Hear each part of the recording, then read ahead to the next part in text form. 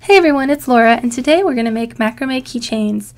This is something that you can do with us at our craft this month, or you can do on your own time at your house or with a kit if we've got any left over. So what you're going to need is keychain stuff. So in this case we have the spiral keychain thing and then a little clip. You can just use the ring if that's all you want. And 2 pieces of macrame cord or whatever other thing you want to use for it, because I think you could probably use yarn too if you wanted. And I think I cut these to 36 inches, but yours are going to be a little bit longer in your kit because why not? Fold them in half and then stick them in your ring and stick the tail of your thread through it. That's just a way to not knot it, but to get it to stay on. You're going to try and make it as even as possible. And you're going to do that with both of your threads. Now, macrame knots can be a little bit difficult to verbally explain. So I'm going to do my best here, but what I recommend to you is that you pull up, on YouTube I'm going to link this down in the description box, but go ahead and look up spiral knots on whatever way you learn best. So if you learn best in video, look up a video of how to do a spiral knot or a diagram of how to do a spiral knot. That is probably going to help you to have that as a reference as we go forward. So you're going to keep the 2 middle threads together. Those will not be tied, but then your knots are going to go over them, like around them.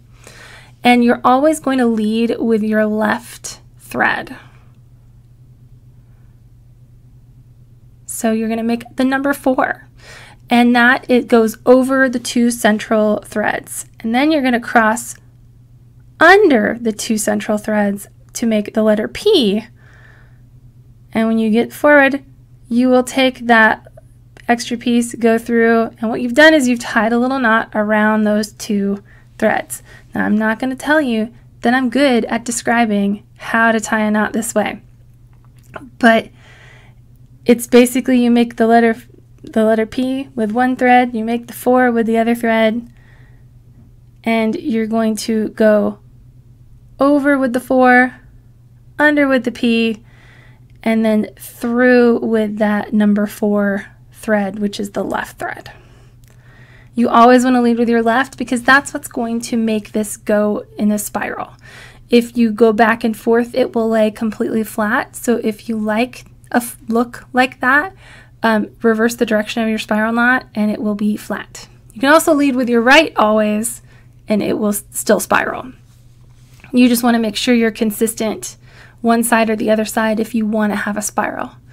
And if you are working on this at home and you say, I can't, there are other macrame knots that you can look at too. Just do what works for you. Macrame is a little finicky in that if you're learning it by yourself or if you're overwhelmed, it can feel like it's impossible, but it's really not. So just try and follow my hand movements while you're doing this at home and you should be okay. But then of course there are spiral knot diagrams and videos and tutorials all over the internet, so don't be afraid to look at another reference if you think that this is hard to follow. You're going to keep doing this all the way down the length of your thread. You want to leave enough cord that you can tie a nice knot at the very bottom. A different kind of knot, a finishing knot. I'm speeding this up because you don't need to watch me do this very slowly. Now, when you get good at this, you can do things like putting beads in there. We're not messing with that today. You can also stick a charm on your keychain part as well and have that hang alongside the macrame. Whatever makes you happy. And this looks good as a keychain. It looks good on a backpack, on a coat, whatever you want, or you can make a big version of this and just hang it in your house. You can make a version of this as a bracelet.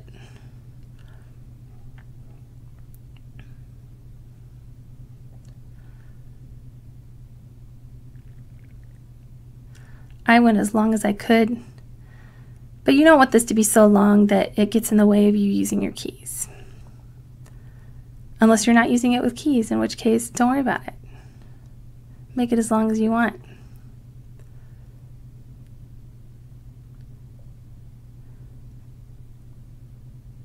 Okay.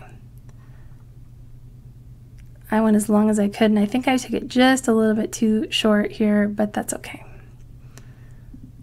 You can always take out one of your macrame knots there to give yourself more space if you need it.